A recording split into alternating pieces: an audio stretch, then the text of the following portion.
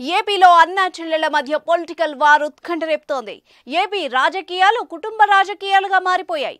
Political అంశాలతో పాటు కుటుంబ వివాదాలు, వ్యక్తిగత విషయాలపై సీఎం జగన్, షర్మిల విమర్శలు చేసుకోవడం సంచలనం సృష్టిస్తోంది. ఏపీ పీసీసీ అధ్యక్షురాలిగా షర్మిల ఏ రోజైతే బాధ్యతలు స్వీకరించారో ఆ రోజు నుంచే వార్ మొదలైంది. కాంగ్రెస్ పగ్గాలు అందుకున్న షర్మిల వైసీపీని టార్గెట్ చేశారు. సీఎం జగన్ తో పాటు ప్రభుత్వంపై విమర్శలతో విరుచుకుపడుతున్నారు. గజం కేవలం 26,000 రూపాయలతో 165 గజాల భూమి కేవలం 52 లక్షలు మాత్రమే. ఇటు వైసీపీ కూడా షర్మిలపై ఎదురు దాడి ప్రారంభించింది. సీఎం జగన్ సైతం చెల్లెలపై డైరెక్ట్ గా, ఇండైరెక్ట్ గా విమర్శలు చేయడంతో ఏపీ రాజకీయాలు ఒక్కసారిగా వేడెక్కాయి.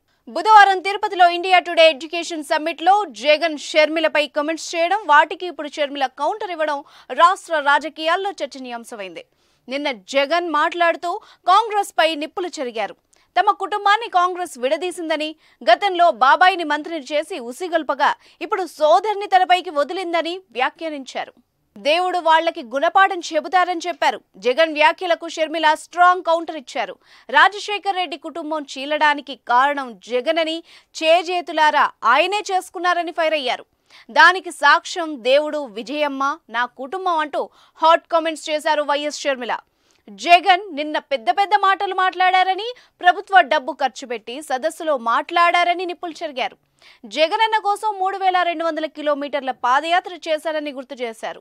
స్వలాభం చూసుకోకుండా ఏది అడిగితే అది జగన్ కోసం చేశానని వైఎస్ షర్మిల తెలిపారు. కానీ 2019లో వైసీపీ అధికారంలోకి వచ్చాక జగన్ మారిపోయారని తెలిపారు.